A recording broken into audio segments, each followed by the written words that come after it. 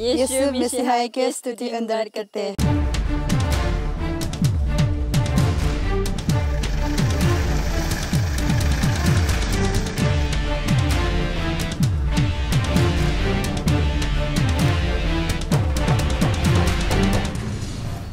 Welcome to Assam Mission.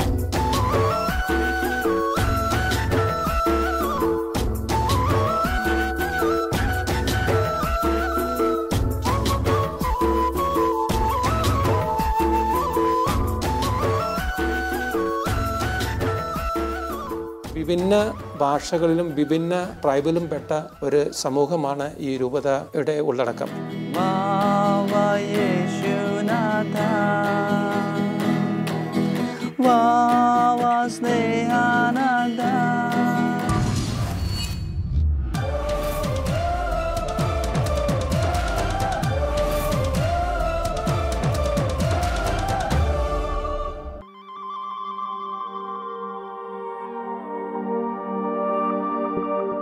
ആസാമിലെ കിഴക്കൻ Karbi Anglong പ്രവിശ്യയിലുള്ള റോങ്ബോങ് ഘാട്ടിലെ Don Bosco സ്കൂളിന്റെ പവിത്രമായ മുറ്റത്താണ് നാം എത്തിയിരിക്കുന്നത്.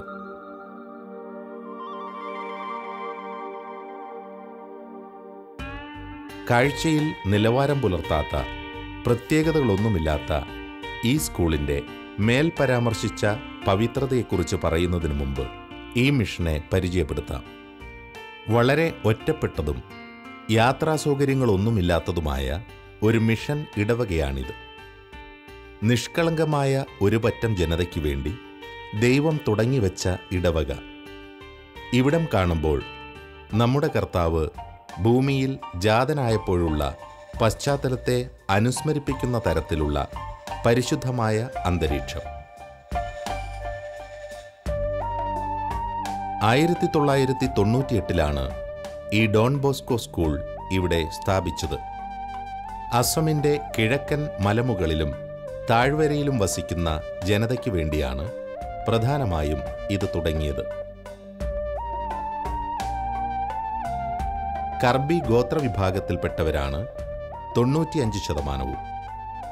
ഈ പ്രദേശത്തെ ബാക്കിയുള്ള 5% ആസാമികളാണ്. ടിബറ്റ്, ബർമ്മ മേഖലകളിൽ നിന്ന് ഇവിടേക്ക് കുടിയേറി പാർത്തവരാണ് കർബികൾ.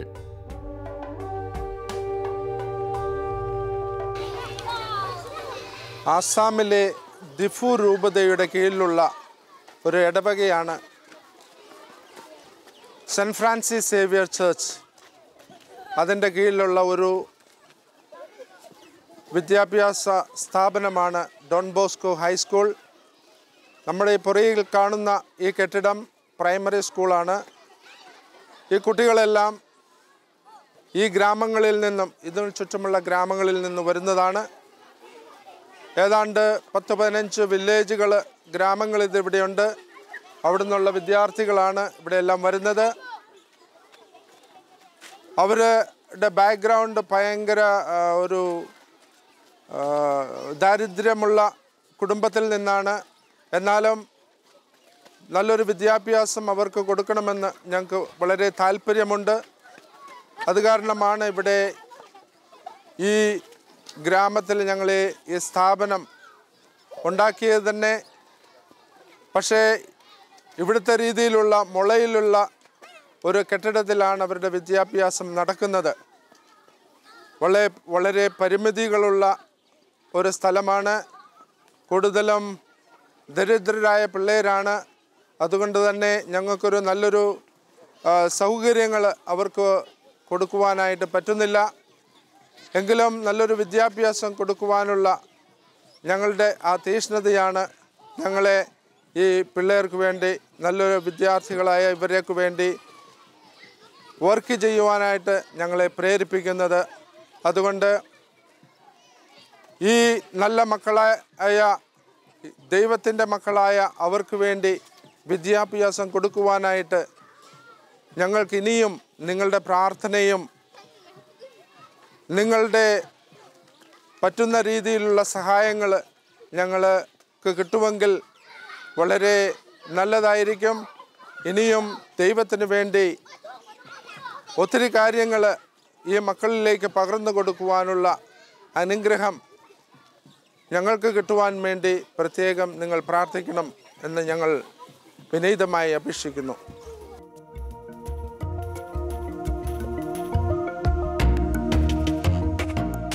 പണ്ട് കുടിയേറിയ ഇവരുടെ പൂർവികർ നിരക്ഷരരും നിരാലംബരുമായിരുന്നെങ്കിലും ഇന്നത്തെ ഇവരുടെ സ്ഥിതി അല്പം മെച്ചപ്പെട്ടിട്ടുണ്ട് എന്ന് വേണം പറയാൻ. മിഷണറിമാർ പറയുന്നത് ഇവിടുത്തെ വിദ്യാഭ്യാസ മേഖല ശൈശവ ദിശയിലാണെന്നാണ്. മുള കൊണ്ട് തയ്യാറാക്കിയ പ്രൈമറി സ്കൂളിൽ നിന്ന് അല്പം മെച്ചപ്പെട്ട രീതിയിലുള്ള ഹൈസ്കൂളാണ് മിഷണറിമാർ പ്രാർത്ഥനാപൂർവം ഇവർക്കായി ഒരുക്കിയിരിക്കുന്നത്. ഈ ഇടവകയുടെ നിരന്തരമായ പ്രാർത്ഥനയുടെ ഫലം കൂടിയാണ് Don Bosco high school.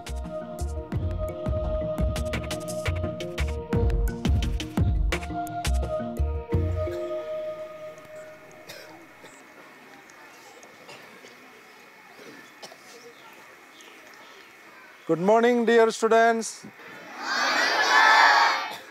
Today, our high school students are going to perform a Karbi cultural dance. The name of the cultural dance is Nimso Kirung. You know? Yes. So let us put our hands together to encourage them. Very good. Through this dance, they are going to write the letter called Karbi. Karbi, K-A-R-B-I. Okay? And the name of the dance is Nimso Kirung. Through this dance, they will not be singing, but only through the drum beat they will be dancing. Okay?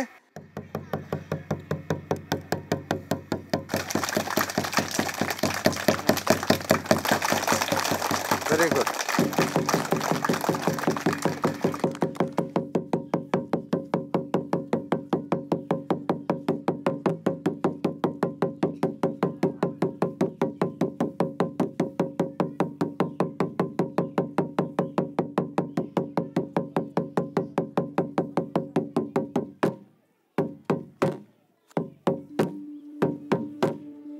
ഇന്ന് ഇവരിൽ കാണുന്ന ഈ സന്തോഷത്തിന് പിന്നിൽ മിഷണറിമാരുടെ വർഷങ്ങളായുള്ള പ്രയത്നമാണ്.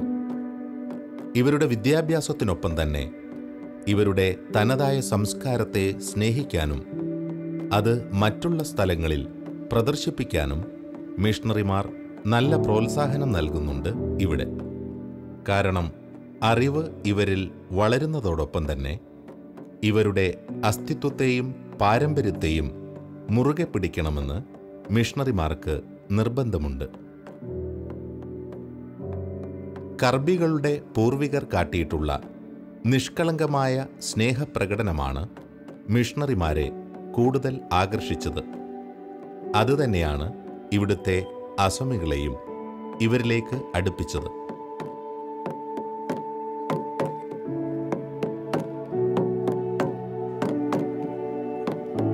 കർബികൾ പൊതുവെ സ്നേഹസമ്പന്നരാണ്.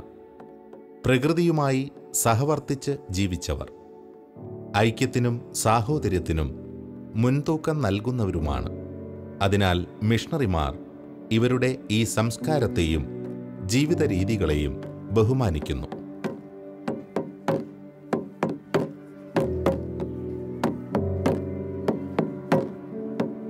ഈ ജനതയ്ക്കും മിഷണറിമാരെ ജീവനാണ്. ഇവരിൽ ദൈവത്തെ കാണുന്നു. അത്രയ്ക്ക് ലളിതമാണ് ഇവിടുത്തെ മിഷണറിമാരുടെ ജീവിതം.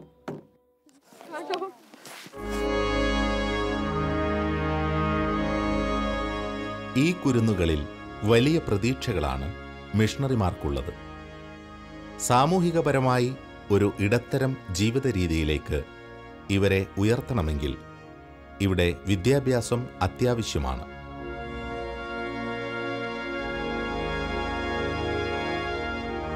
വിദ്യാഭ്യാസത്തിൻ്റെ അടിസ്ഥാനം പ്രകടമാകുന്നത് ചിട്ടയിലും കാഴ്ചപ്പാടുകളിലുമാണല്ലോ. അത് ഈ കുട്ടികളിലേക്ക് സ്നേഹപൂർവം പകർന്നു നൽകുന്നു. ഇന്ന് ഇവിടെ നിന്നും 7 ബാച്ചുകൾ ഉന്നത വിദ്യാഭ്യാസത്തിനായി ദൂരദേശങ്ങളിൽ പോയിരിക്കുന്നു എന്ന വിവരം പറയുന്ന മിഷണറിമാരുടെ മുഖത്ത് പ്രകടമായ അഭിമാനം കാണുമ്പോൾ ഈ കുട്ടികളോടുള്ള ഇവരുടെ സ്നേഹത്തെയാണ് മനസ്സിലാക്കാൻ സാധിക്കുന്നത്.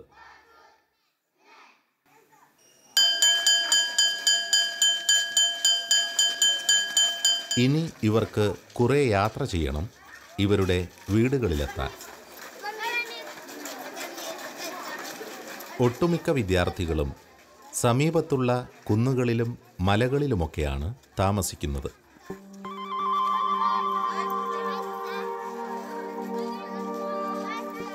കയറ്റം കയറേണ്ടടുത്തുവരെ വേഗമെത്താനായി ഇവർ സൈക്കിൾ ഉപയോഗിക്കുന്നു.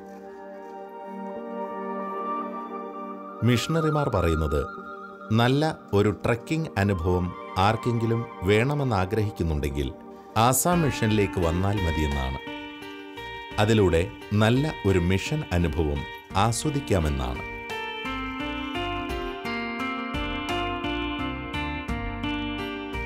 കർബികളുടേതെന്ന് തോന്നിപ്പിക്കുന്ന ഈ ഭവനം മറ്റൊന്നുമല്ല. റോങ്ബോങ്ഘാട്ടിലെ വിശുദ്ധ ഫ്രാൻസിസ് സേവ്യർ പള്ളി വികാരിയുടെ മേടയാണ്.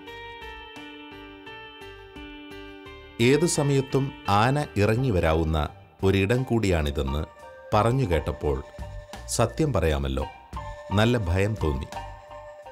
ഞങ്ങൾ ഒരുമിച്ചിരുന്ന് പ്രാർത്ഥിച്ചപ്പോൾ ധൈര്യമായി. അച്ഛനും സിസ്റ്റേഴ്സും പറഞ്ഞത് ഇതാണ്: പ്രാർത്ഥനയാണ് ഞങ്ങളുടെ പരിചയും കോട്ടയും. അതുള്ളപ്പോൾ ഭയക്കേണ്ടതില്ല. ആദ്യകാലത്ത് മിഷൻ സന്യാസിനിമാരും കുടിലുകളിലായിരുന്നു താമസിച്ചിരുന്നത്.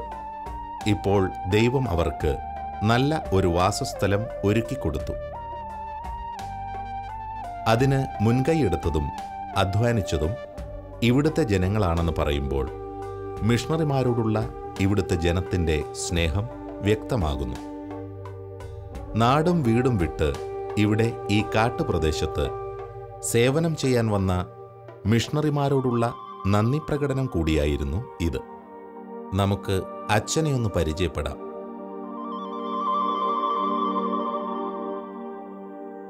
ഈശോ മിശിഹായ്ക്ക് സ്തുതിയായിരിക്കട്ടെ. എൻ്റെ പേര് ഫാദർ ബെന്നി ഒരുമ്പക്കാട്ട്. കേരളത്തിലെ വൈക്കം സ്വദേശിയാണ്. ആസാമിലെ ഡിഫു രൂപതയുടെ ഒരു ഇടവകയാണിത്. സെൻറ്റ് ഫ്രാൻസിസ് സേവ്യർ ഇടവക എന്ന് പറയും. ആ ഇടവകയുടെ പുരോഹിതനാണ്. ഈ പുറയിൽ കാണുന്നതാണ് എൻ്റെ പള്ളിമേട. പള്ളിമേട ഇവിടെയുള്ള മുള കൊണ്ടുണ്ടാക്കിയ ഒരു വീടാണ്. കഴിഞ്ഞ 5 വർഷമായിട്ട് ഞാൻ ഈ വീട്ടിലാണ് താമസിക്കുന്നത്. ഞങ്ങൾക്കൊരു ടെമ്പററി പള്ളി ഉണ്ടായിരുന്നു, മുള കൊണ്ടുണ്ടാക്കിയ. ആ പള്ളി കഴിഞ്ഞ കാറ്റിനും മഴയ്ക്കും വീണുപോയി. ഇപ്പോൾ ഞങ്ങൾക്കൊരു ടെമ്പററി സ്കൂളുണ്ട് ഇവിടെ. അതും മുള കൊണ്ടുണ്ടാക്കിയതാണ്. ആ മുളയിലാണ് ഇപ്പോൾ ഞങ്ങൾ ദിവ്യബലി അർപ്പിക്കുന്നതും. ഇന്ന് ഈ അടുത്തുള്ള വില്ലേജുകളിൽ നിന്നെല്ലാം ഒത്തിരി ആൾക്കാർ കുർബാനയ്ക്കും കുമ്പസാരത്തിനും ആരാധനയ്ക്കും വരുന്നുണ്ട്. അപ്പോൾ അതിനുള്ള സമയത്തിന് ഞങ്ങൾ റെഡിയാകുകയാണ്. എൻ്റെ കൂടെ 4 സിസ്റ്റേഴ്സ് ഇവിടെ വർക്ക് ചെയ്യുന്നുണ്ട്. അവർ മാസ്തരെ പിവോ വെനറിനി എന്ന ഒരു സഭയിലെ അംഗങ്ങളാണ്. ഇപ്പോൾ കുർബാനയ്ക്കുള്ള സമയമായി. അതിനുവേണ്ടി ഞാൻ ഒരുങ്ങി പോവുകയാണ്.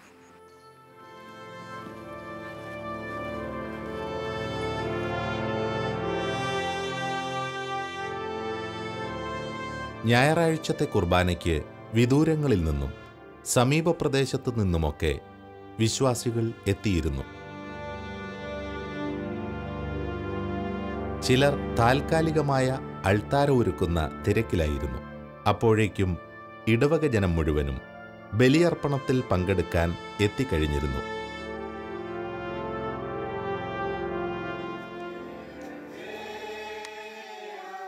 ദാരിദ്ര്യത്തിൻ്റെയും കഷ്ടപ്പാടുകളുടെയും ഇടയിൽ ഇവർ ആശ്വാസം കണ്ടെത്തുന്നത് ഇവിടുത്തെ ഈ അൾത്താരയിൽ നിന്നാണ്. ഇവിടുത്തെ ജനത്തിന് അരുളിക്കയിൽ എഴുന്നള്ളിച്ചു വെച്ച ഈശോയെ പരിചയപ്പെടുത്തി കൊടുത്തത് മിഷണറിമാരാണ്. ഇവിടുത്തെ ജനങ്ങളുടെ കുടിലിന് സമാനമായ ഒരിടത്ത് എഴുന്നള്ളിയ ദൈവത്തെ ഉൾക്കൊള്ളാൻ ഇവിടെയുള്ളവർക്ക് എളുപ്പമായിരുന്നു. പലരും ക്രിസ്തുവിനെ അറിഞ്ഞു. ആരാധനാ നിമിഷത്തിൽ പരപ്രേരണയില്ലാതെ തന്നെ മിക്കവരിലും പാപബോധവും പശ്ചാത്താപവും ഉളവാകുന്നുവെന്ന് മിഷണറിമാർ പറയുകയുണ്ടായി. അതിലൂടെ പലരും ക്രിസ്തുവിനെ സ്വന്തമാക്കി.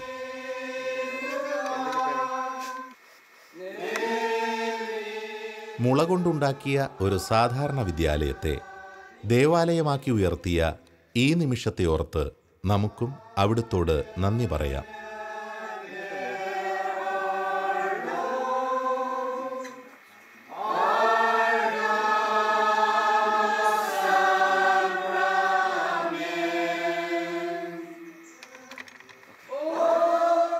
വൈദികർ പറഞ്ഞത് എല്ലാ ഞായറാഴ്ചകളിലും ഇവിടുത്തെ കുമ്പസാരത്തിനായി നീണ്ട നിരകൾ ഉണ്ടാകാറുണ്ടെന്നാണ്. ജീവിതത്തിൽ കൂദാശകൾക്കുള്ള പ്രാധാന്യം ഇവർ മനസ്സിലാക്കി കഴിഞ്ഞിരിക്കുന്നു.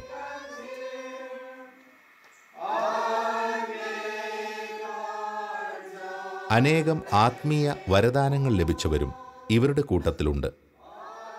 അവരുടെ വിശ്വാസ സാക്ഷ്യങ്ങൾ അനേകരെ ക്രിസ്തുവിലേക്ക് ആകർഷിക്കാൻ സഹായകമായിട്ടുണ്ട്.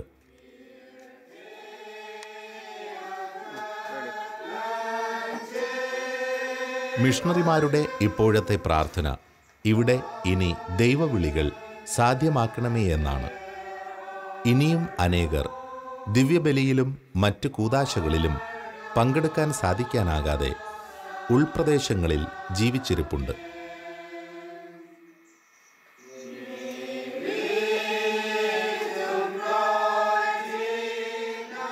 ലിപികളില്ലാത്ത ഭാഷയാണ് കർബി. കർബി ആംഗ്ലോങ് പ്രവിശ്യയിലെ ഭൂരിഭാഗം ജനങ്ങളും ഉപയോഗിച്ചു പോരുന്ന ഭാഷയാണ് കർബി. ആദ്യകാലത്ത് മിഷണറിമാർ ഇവരോടൊപ്പം ജീവിച്ചാണ് ആ ഭാഷ പഠിച്ചെടുത്തത്. മിഷണറിമാർ ഈ ഭാഷ പഠിച്ചതുകൊണ്ടാണ് ഇവർക്ക് ഇവരുടെ ഭാഷയിൽ തന്നെ പ്രാർത്ഥിക്കാൻ സാധിക്കുന്നത്.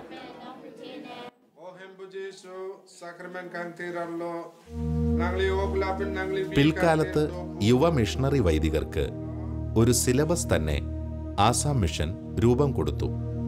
അത് ഇതാണ്: ഇവരുടെ ഗ്രാമങ്ങളിൽ ചെന്ന ശേഷം ഒരു കുടുംബത്തോടൊപ്പം ജീവിക്കുന്നു. അവരുടെ കൂട്ടത്തിലെ ഒരാളായി പാടത്ത് പണിയെടുത്തും മറ്റു തൊഴിലുകളിൽ ഏർപ്പെട്ടുമൊക്കെ ഇവരോടൊപ്പം സംസാരിച്ചുകൊണ്ട് ഭാഷ മനസ്സിലാക്കിയെടുക്കുക എന്നതാണ്. അങ്ങനെയുള്ള പരിശീലനം ലഭിച്ച ഒരു മിഷണറിക്ക് ഇവരുടെ ജീവിതത്തിലെ കഷ്ടപ്പാടിനോട് പൊരുത്തപ്പെടാനും അതോടൊപ്പം തന്നെ ഭാഷ കൈകാര്യം ചെയ്യാനും നല്ലവണ്ണം സാധിക്കുന്നു. അതിനാൽ ഒരു മിഷണറിയെ ഇവരുടെ കൂട്ടത്തിലെ തന്നെ ഒരാളായി ഇവർക്ക് കാണാൻ സാധിക്കുന്നു. Mother Teresa labang swakya la Hindu edona long damsi tanglo laki nitu mano ngilo nang litumakan laki ketunsi nang litum nang li ausomara tumakan pitha pusi Mother Teresa tu.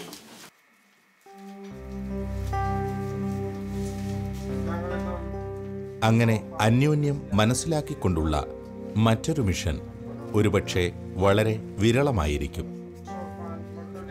മിക്ക ആഴ്ചകളിലും ഏതെങ്കിലും ഒരു ആത്മീയ ആഘോഷത്തിലായിരിക്കും ഇവിടുത്തെ കർബി ജനത. പരിശുദ്ധാത്മ ശക്തിയെക്കുറിച്ചും അതിൻ്റെ അതിശയകരമായ പ്രവർത്തനത്തെക്കുറിച്ചുമുള്ള അറിവ് സ്വായത്തമാക്കിക്കൊണ്ട് തന്നെയാണ് മാമോദിസ എന്ന ഈ മഹനീയ കൂദാശയെ ഇവർ സമീപിച്ചിരിക്കുന്നത്.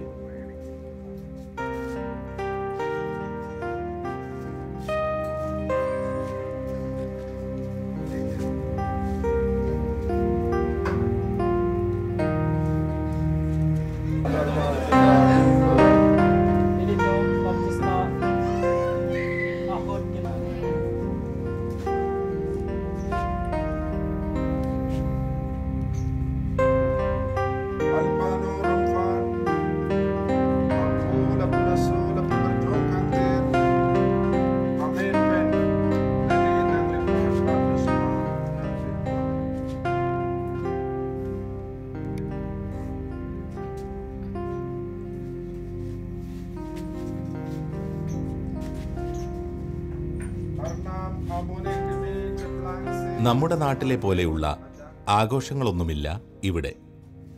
ഏറിയാൽ ഇവരുടെ ഗ്രാമത്തിൽ ഇതിനുശേഷം നടത്തപ്പെടുന്ന പ്രാർത്ഥനാ കൂട്ടായ്മയിൽ ഒരു ചായ സൽക്കാരത്തിൽ ഒതുങ്ങാവുന്ന ലഘുവായ ആഘോഷം. എന്നിരുന്നാലും ദൈവത്തിനൊരുക്കിയ കാഴ്ചയർപ്പണത്തിന് യാതൊരു കുറവും വരരുതെന്ന് ഇവർക്ക് നിർബന്ധമുണ്ട്. കൃഷിയിടത്തിൽ നിന്ന് വിളവെടുത്ത ഏറ്റവും നല്ല ഫലങ്ങളാണ് ഇവർ കൊണ്ടുവന്നിരിക്കുന്നത്.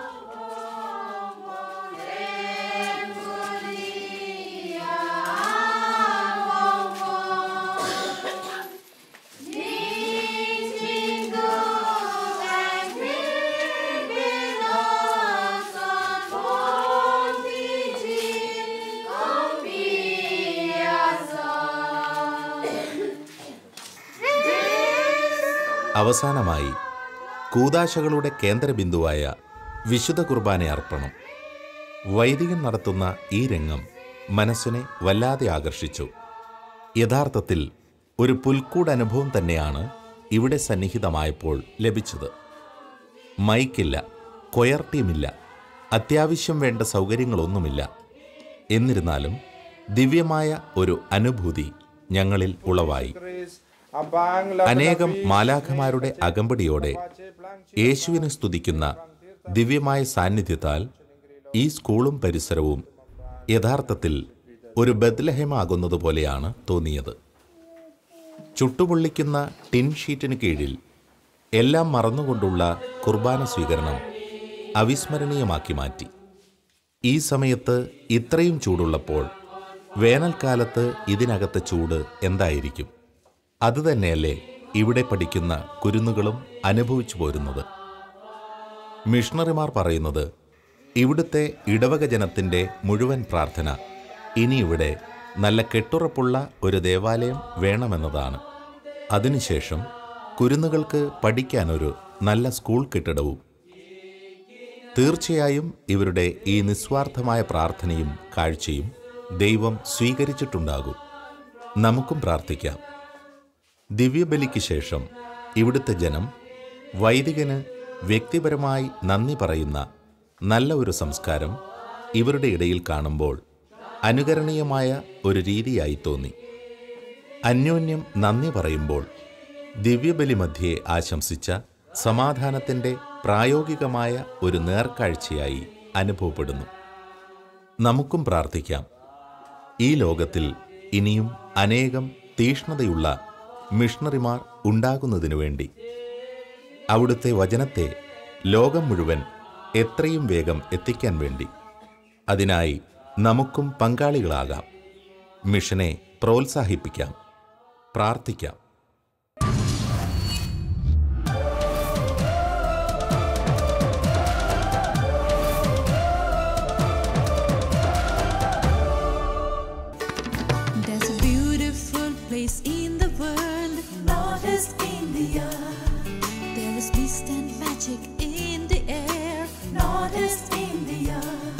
From the day